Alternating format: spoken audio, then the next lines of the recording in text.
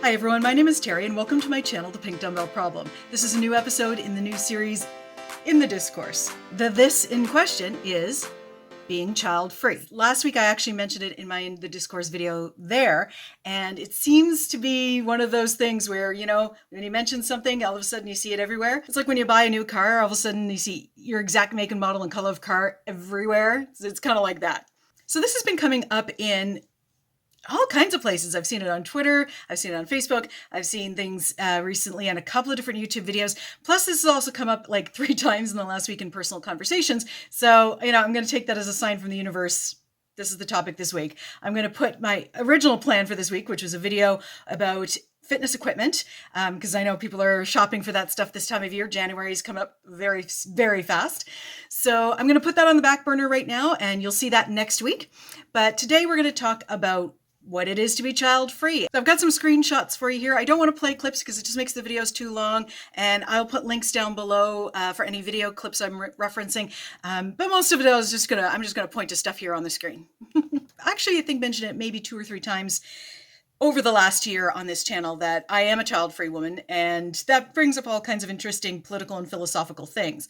Probably something I'll do a full-length video on at some point, but this is just to kind of get the idea out there. So what is child-free? I mean, it sounds maybe obvious to some from the title, but there's some distinctions to be made here. The main distinction is it's not the same thing as childless. So people who can't have kids, those people are childless. They want kids, they don't have them. Those of us that are child-free don't want them. And that's where some very interesting stuff happens in the discourse. Everybody says that their own personal circumstance or their own pet peeve or their own personal leftist slant is the last bastion of whatever, of sexism or racism or homophobia or ableism. And I really think child-free actually is that. Now, maybe that's just my own bias, probably largely is. I'm sure I'm wrong. I'm sure there's plenty that qualify for that title. But it definitely is one of those areas where people who consider themselves very open-minded, very far left can still really flip their lid when they hear about it. There's 2 pieces of media I want to show you a little bit about. And again, I'll put links down below for everything. So the first piece of media I want to show you is this one from the Young Turks, one of my absolute favorite channels. And Cenk and Anna are discussing this guy. And oh, what a character he is. This is Professor Scott Yenner, who is a political science professor at Boise State University in Idaho. And this is some clips from a speech he is doing. So this guy actually thinks that women shouldn't be going to college and university because that's about training for careers, and women shouldn't be having careers.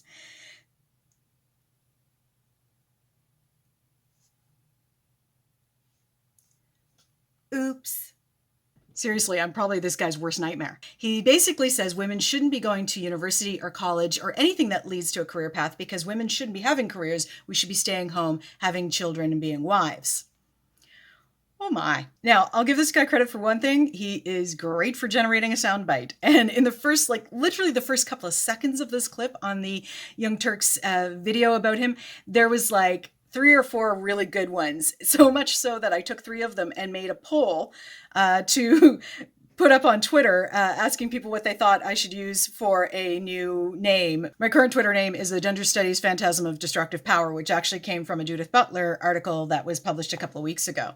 And it was just such a great one, I kept it. The 3 that I used from this guy, I've got my list right here, are feminism is careerism and easy sex, childless media scold, and barren bureaucratic apparatchik.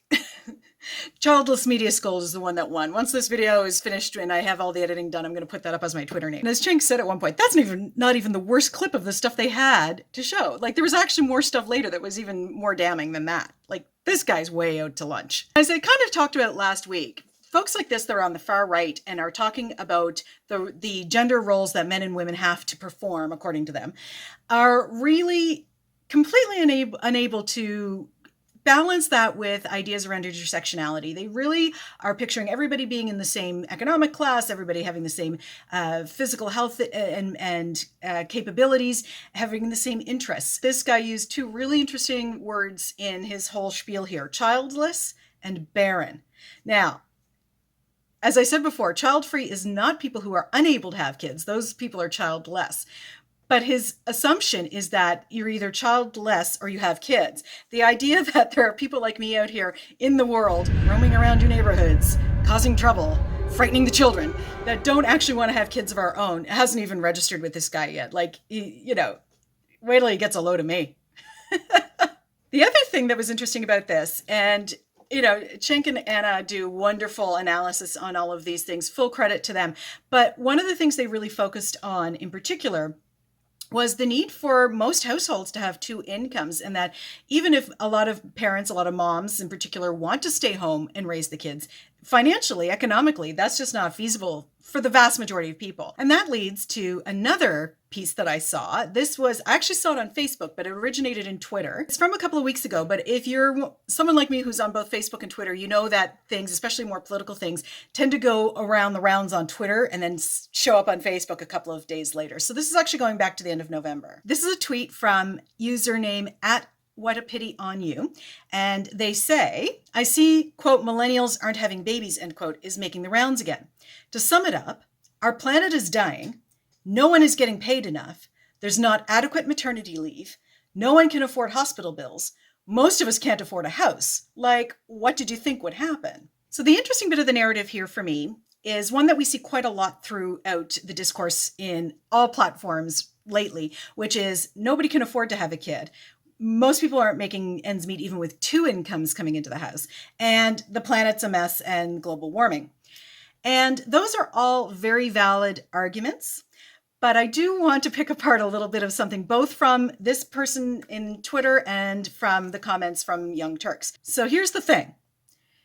Even if things were perfect, even if everybody was housed, someday, maybe, even if everybody had a living wage income and there were no medical bills and we all had universal health care in every country, this person was obviously speaking from an American perspective where, of course, the bills are exorbitant. Even with all of that, even if we weren't heating the planet very rapidly right now, there's still a lot of us on this planet who still, even with perfect circumstances, don't want a kid.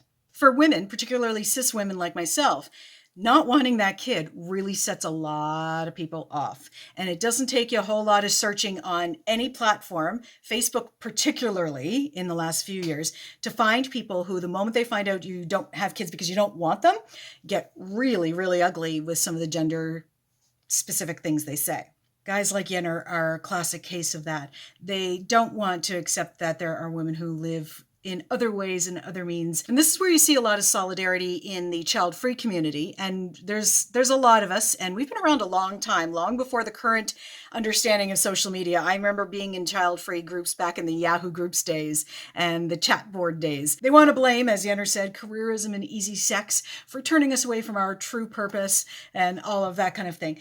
And I had a couple of discussions this week, some online and actually one in person as well, with, you know, some women that are younger than me and weren't aware of this and were really struggling with maybe making some decisions around some of this. So this is a little PSA to anybody out there who might be watching, of any gender, of any sex, that there is a huge community out there on pretty much every social media platform you can dream of, where you can check out the word child-free and you'll find some people who are like-minded and have been through a lot of these experiences. And of course, to sort of harken back to some of the stuff in my video from last week, this all affects reproductive rights as well. And there's a lot of discussion going on right now again, on all the different platforms of who gets to make those decisions, who is pressured into having kids, who's being sort of pushed away from it. And I will put a link to a video down there below, again, in the box, from a channel called Left in the Box, and she actually talked about that in a video this week as well. So hi Sandy, if you're watching. She talks really about where this intersects with disability and the ability to make that decision and be taken seriously that you don't want kids. No spoilers, I will give you the link down below and you can go watch it directly. Of course, you know, reproductive rights in general are a hallmark issue of the feminist movement, right back to the earliest days, the early waves, the first and second waves. It wasn't really until we got into third wave in the 90s and when people like me were coming of age that we started looking at, you know, maybe the right to not ever reproduce should be part of that. And it's still not part of that mainstream feminist discussion. It's really still out there on the fringes. A lot of the feminist discourse over the decades has been around supporting moms, which is absolutely something that needs to be done, and we need more of that in society. hands down, no question. But that tends to shove out the discussion around the right to not be a mom ever, if that's what you truly want. For the guys out there and for the non-binary people out there, we're seeing more men and more non-binary people joining the discussions on all the various platforms every day. It's wonderful to see. A lot of child-free people, I can't officially say every child-free person because I haven't talked to everybody and there's no official group or even data on this, but I would certainly say the majority of child-free people are supportive of trans rights, because this is the same argument that's used against trans women all the time. You're not a real woman if you can't have a baby. Well, I'm not having one, so what does that make me? This is a topic I'm going to do some more about someday, I promise. And when I have a few other projects off my plate and I get to start making some longer essay length pieces, it's definitely in my top 5 topics that I want to do right away. So there will be more on this and I'll get more philosophical about it down the road. But I wanted to throw that out there today so that anybody who's out there looking for information, if I'm the channel that leads you down that path, please go down that path. There's all kinds of channels. There's all kinds of podcasts. There was even a child-free international conference this past summer that I attended online, which was wonderful. First of its kind that we know of. So there's resources out there. Come find us. That's just a few examples where child-free discourse is kind of bubbling up under the surface of things going on in bigger news sources and in social media. And child freeness is something I definitely am going to do a longer video on one day. When I finish up a few other projects I've got going on, I do plan to make some essay length videos. I did one last year on music and agnotology, and I plan to do more and eventually move this channel in that direction when I get several other things off my plate first. So it's coming. Probably not for about a year, but it's coming. As for next week, I will be doing that video about dollar store fitness equipment. I know a lot of people have been asking questions lately about a number of things, and that video is actually going to be a little preview of what I'm going to be working on over the next few weeks. So I will be taking a little time off for the holidays. Basically, I'll have a couple weeks off where you won't see a new video, but in that time, I will be working on my New Year's Day release for patrons only. So if you want to see what is going on over on Patreon, there's a link to my Patreon down below. Last year, I did a video for patrons only that is all neck stretches. This year, it's going to be one of the items from the dollar store fitness equipment haul video. That's what's coming up in the next few weeks, and I'm doing a few little cosmetic tweaks as well. A few little just minor changes that I think will make the channel look interesting. So I will see you next week, and please, it's prime holiday season, so it's dangerous out there on the roads. Please don't drive impaired. Please don't get into a car with anybody who's been drinking or using impairing substances, and be safe out there. And as I always say, lift heavy, fight the patriarchy, and I'll see you for the next one. Bye.